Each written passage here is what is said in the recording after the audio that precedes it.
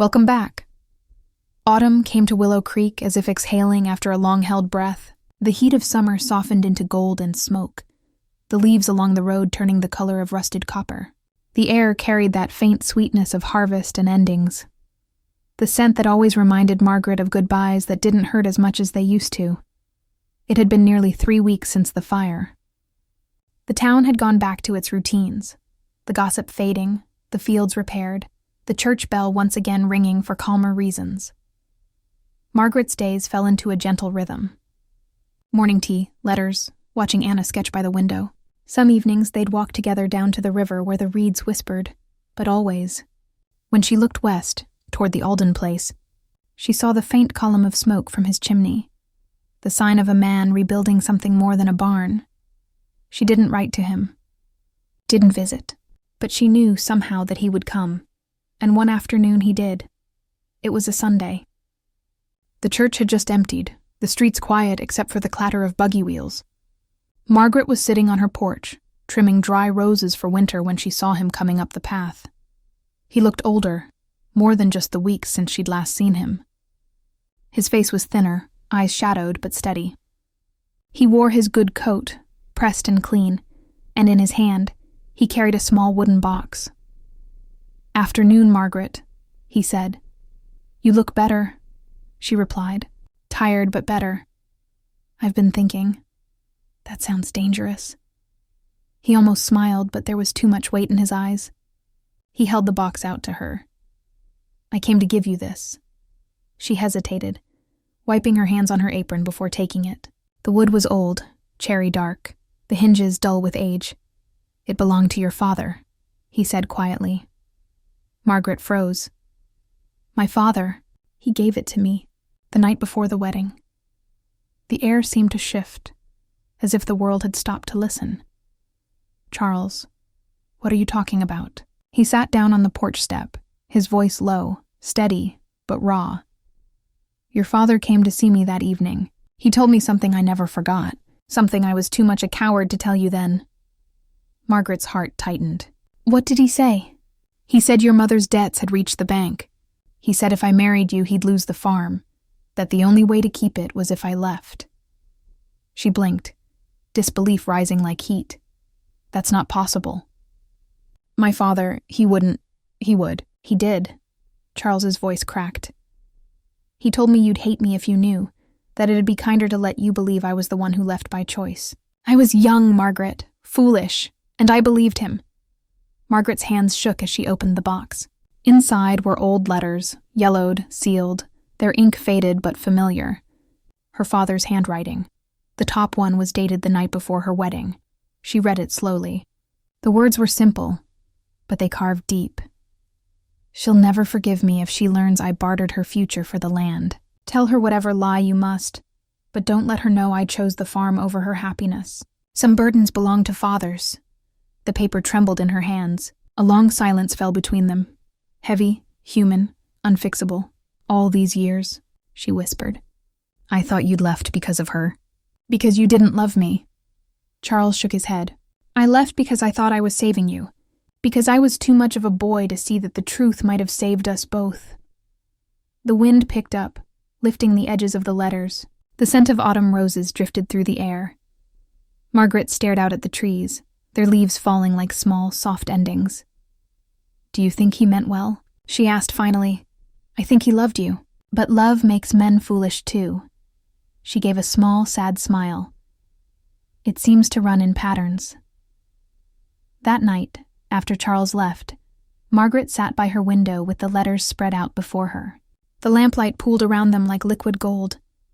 Her father's words were heavy, but they didn't break her. Instead, they explained things she'd spent years blaming herself for. The silence, the shame, the hollow look her father wore on the morning she'd canceled the ceremony. It wasn't that she'd been jilted. It was that she'd been protected, wrongly, painfully, but out of love. And for the first time, the bitterness she'd carried for 20 years began to loosen its grip. Downstairs, Anna was asleep. The house was quiet. Margaret folded the letters carefully and returned them to the box. Then she walked to the closet and opened the door. The dress still hung there, pale and patient. She touched its lace sleeve and whispered, "You were never meant to be worn. You were meant to be understood." She laid it over the chair by the window, the moonlight catching its threads, turning the old fabric to something almost holy. For the first time in years, she slept without dreaming of what might have been. Part 8. The Harvest Dance. By the time the first frost brushed the edges of Willow Creek, the town had come alive again.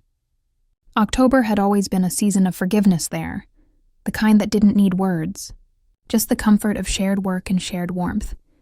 Each year, after the harvest, the townsfolk gathered in the square for the harvest dance.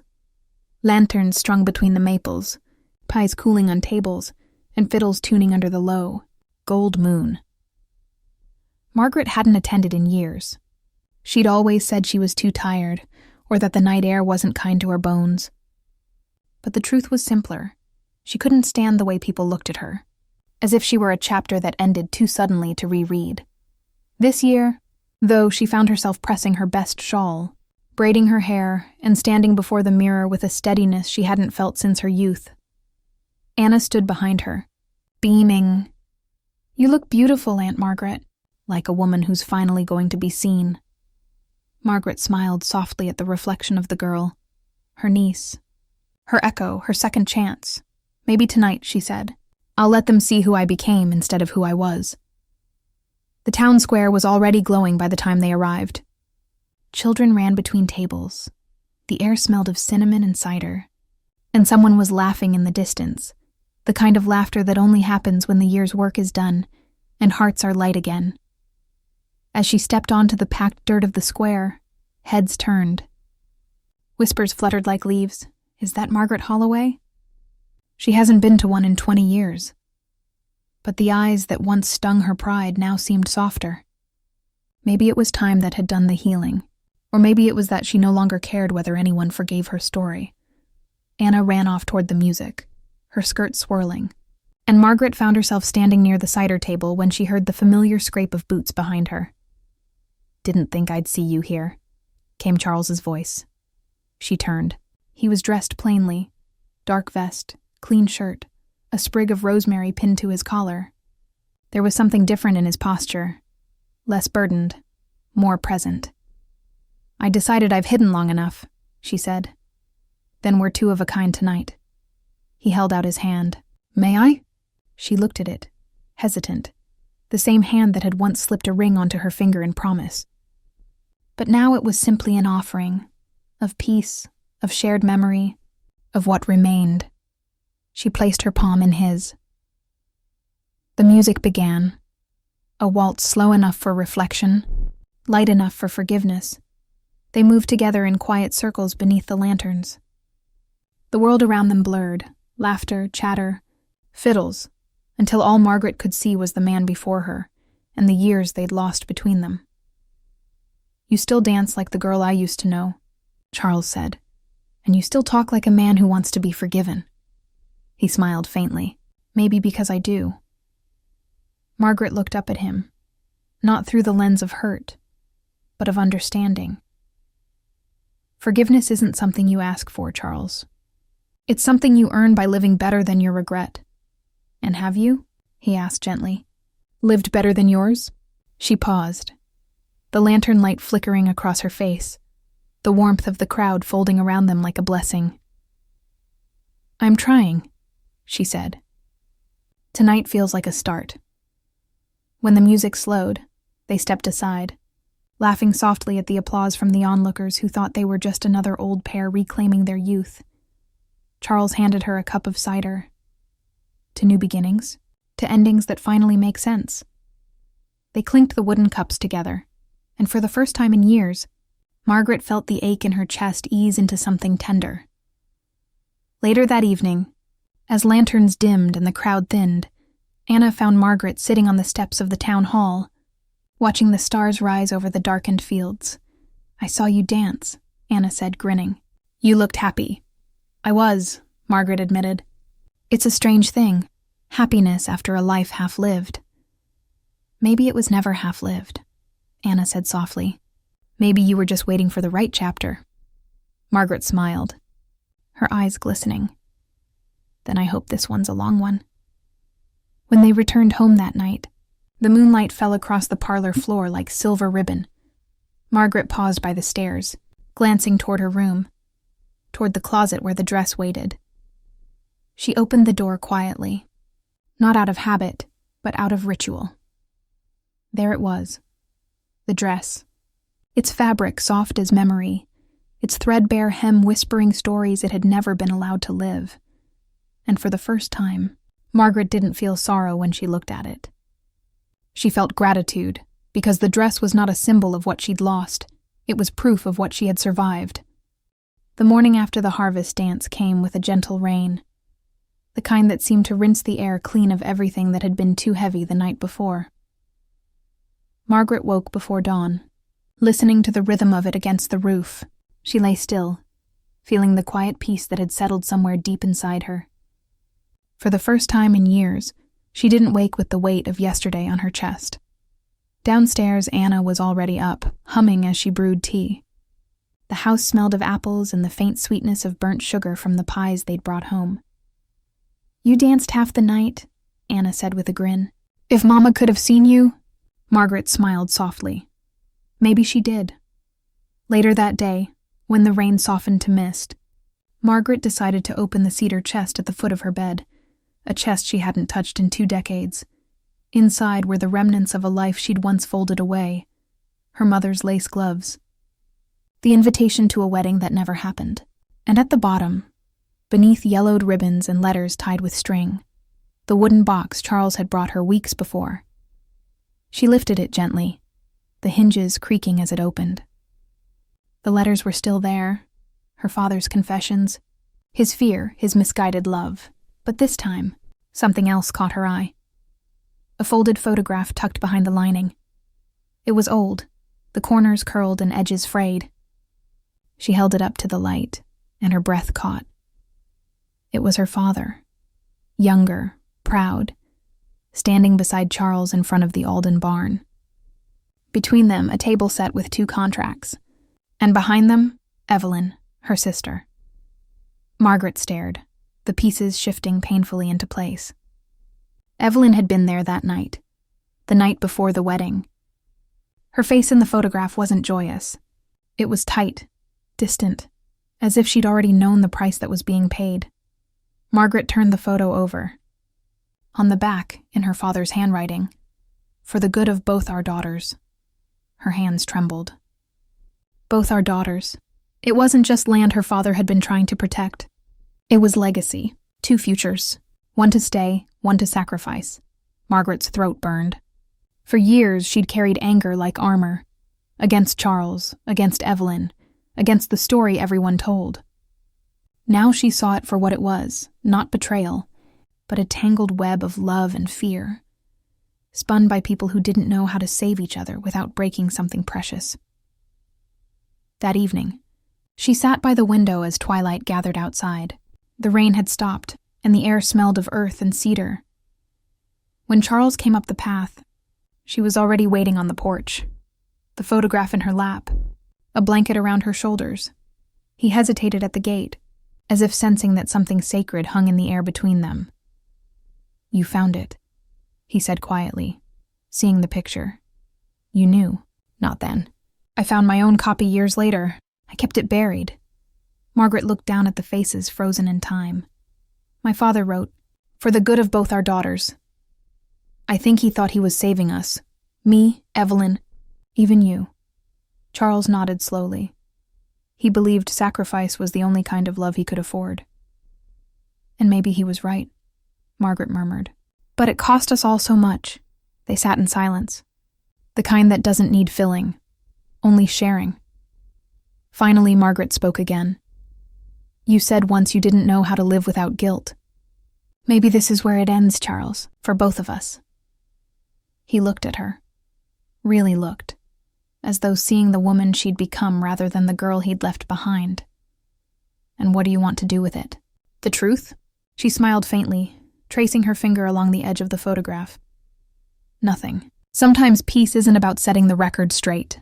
It's about knowing the story and choosing not to be angry anymore."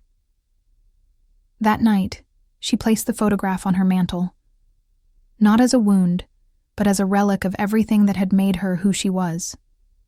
She didn't hide it away again. She didn't need to. When Anna asked about it days later, Margaret simply said, "It's the reason you must always tell your truth before silence tells it for you." As October faded into November, the town began to quiet again. The fields rested. The river stilled. The hills turned bare and beautiful. And Margaret, sitting by her window each morning, began to write. Small things at first. Letters she'd never sent, thoughts she'd never voiced. Not for the past. For the peace of the telling. One afternoon, she looked at the dress still hanging in her closet and thought, maybe it was time. Not to throw it away, but to give it a different meaning. Something symbolic. Something final. She folded it carefully into her arms, walked outside, and hung it on the line in the sunlight. Not as a ghost, but as a flag of freedom. The fabric swayed in the breeze, glowing like pale ivory against the blue sky. And for a long time, Margaret just watched, a smile on her lips, tears on her cheeks, peace in her heart. There are moments in life that don't make noise when they happen. They don't break hearts or mend them. They simply shift the air softly, like the turning of a page. That morning, Margaret stood on the porch, the autumn light spilling across the fields. The storm of the previous night had cleared, leaving the world washed and golden. Dew glistened on the fence rails, and the scent of earth rose warm and sweet. The wedding dress, the same one that had hung in her closet for 22 years, now swayed gently on the clothesline. The ivory satin caught the light like water. For so long it had been a ghost, a symbol of shame and misunderstanding. But today, in the calm air, it looked almost like forgiveness. Anna came to stand beside her, a mug of tea in her hands. "It's beautiful," she said softly. "You never wore it, did you?" Margaret shook her head. "No, but I think it's time it had a purpose again." She didn't mean to burn it or bury it. No grand gesture of erasure could ever give her back what she'd lost. What she wanted was something gentler, to let it belong to the world again, not to her grief. After breakfast, she carried the dress into the parlor. Sunlight poured through the lace curtains, turning the air to gold. She spread the dress across the settee, the fabric whispering as it settled. In her mind, she saw her younger self, 20 and trembling, the morning of the wedding that never was. The girl who had walked through the house in silence, pretending not to hear the whispers outside the window. The girl who'd chosen pride over explanation. Margaret smiled sadly. "You did what you thought was right," she whispered to the memory. And maybe that was brave in its own way. She threaded a needle that afternoon, her fingers steady, and began to sew. Each stitch was a word unspoken, each fold a breath she hadn't realized she'd been holding all these years. By the time the light began to dim, she had transformed the bodice into a christening gown. Small, simple, radiant in its new form. It wasn't for a wedding anymore. It was for beginnings. That evening, Charles came to the porch again. His visits had become quiet, comfortable. Two old souls who shared tea and time without the need for explanations. When he saw the fabric on her lap, he smiled faintly. "You're making something new from it," he said. "It deserves better than a closet," Margaret replied. "It held too many ghosts there," Charles nodded. His hands, worn and strong, rested on his knees. "You know, I used to think our story ended that day, when you didn't come to the church." Margaret looked at him. Not with regret, but with understanding. Maybe it did end. But sometimes endings are just quiet beginnings we don't recognize yet. He chuckled softly, and for a moment, they were simply two people at peace. No past to rewrite, no debts to pay. Just the sound of crickets in the distance, and the scent of rain still lingering on the air. Later, when the moon rose over the fields, Margaret walked out to the clothesline one last time. The dress was gone now, its pieces folded neatly inside a cedar box. But she could still see it, swaying in memory, ivory against the endless blue. And for the first time, she didn't see loss. She saw light. In the weeks that followed, Margaret gave the finished christening gown to a young couple in town, the daughter of her old neighbor, who'd just had a baby girl. She didn't tell them the story behind the fabric. They didn't need to know. What mattered was that something born of heartbreak would now hold new life. When the child was baptized that winter, Margaret stood quietly at the back of the church, the same church where she'd once been meant to marry. This time there were no whispers, only warmth. Anna leaned close and whispered, "It's beautiful, Mama. You did the right thing." Margaret smiled. "I know." The bells rang above them, soft and silver in the cold air, and as their sound carried out over the snow-dusted hills, she felt something finally lift.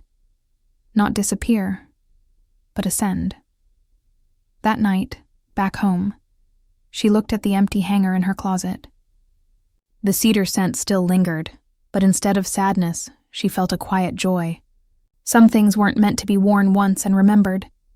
They were meant to evolve, just like love, just like forgiveness.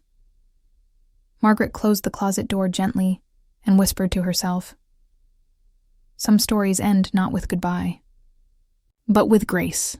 Winter came softly that year, the kind that settled rather than stormed. Snow rested in folds along the fences, the fields white and still beneath a pale sun. Margaret moved through the house like someone tending to both memory and peace. Every morning she stoked the fire. Every evening she wrote a few lines in her journal. There was no longer the ache of waiting, only the rhythm of living. The dress was gone now, reborn as something small and sacred. The child it had been made for had been christened weeks ago, and the photo of the moment, the baby wrapped in what once symbolized heartbreak, now sat framed on Margaret's mantle. It was, in its quiet way, a kind of redemption. One cold afternoon, when the wind pressed softly against the windows, Anna came in from the post office with a small brown envelope. "It's addressed to you." "Mama," she said, brushing snow from her coat. "From Boston." Margaret frowned. She hadn't heard from anyone there in years. The handwriting was neat but shaky, unfamiliar and yet somehow familiar. She opened it carefully, her fingers trembling a little. Inside was a single folded letter, dated the week before her wedding, but never sent. The ink had faded. The paper yellowed, but the name at the top was clear. "Margaret," it began, "if this reaches you before the vows are spoken, know this. I cannot go through with what your father demands. Not because I don't love you, but because I do. Too much to build our life on a lie." Her breath caught. It was from Charles. She read on, her pulse a soft drum in the quiet house. "He came to me last night with an offer. Land, security, a future tied to my name. But in his eyes I saw something I can't unsee. Fear. He's afraid of losing what he's built, even if it means losing you. I thought I could accept it. I thought I could marry you anyway and spare you the truth. But when I saw Evelyn weeping in the doorway, I understood what your father meant. For the good of both daughters. He wants to keep peace where love would only start a war. I'll leave town tonight. Not to escape you, but to save you from the kind of scandal that stains a woman for life. One day, when enough years have softened the hurt, I hope you'll understand why I let you believe I didn't come. You deserved honesty. This is the best I can give. Charles." Margaret lowered the paper slowly, her eyes wet. The fire crackled quietly beside her, the room holding its breath. So he had written. He had tried to tell her. The letter had simply never found her, tucked away in the wrong post bag, lost in the machinery of time. All these years, she had carried the wrong story, and yet, somehow, she'd found her peace without needing this truth to arrive. She thought of the dress, now turned into a christening gown. Of the photograph, of Charles's face when he said, "I used to think our story ended that day." She smiled softly, tears sliding down her cheeks. Maybe the story hadn't ended that day after all. Maybe it had just taken the long way home. That evening, she walked to the small hill behind the house, the one that overlooked the frozen river. The air was crisp and full of starlight. She carried the letter with her, pressed to her chest. When she reached the oak tree, the one she and Charles had carved their initials into so long ago, she knelt and read the words aloud, her voice steady and warm. Then she folded the paper once more and tucked it into the hollow of the tree, sealing it there like a time capsule, not to hide, but to rest. "We did the best we could," she whispered, "and that's enough." As she walked back to the house, the windows glowed golden through the snow. Anna's laughter drifted out faintly, the sound of life continuing, of stories being told over dinner and candlelight. Margaret paused at the door and looked back once, the wind lifting her hair. In that moment, she didn't feel like the woman who had been left behind. She felt like the woman who had survived, who had loved, who had learned how to let go without bitterness. The dress, the letter, the truth, they were no longer burdens. They were chapters, complete and beautiful, exactly as they were.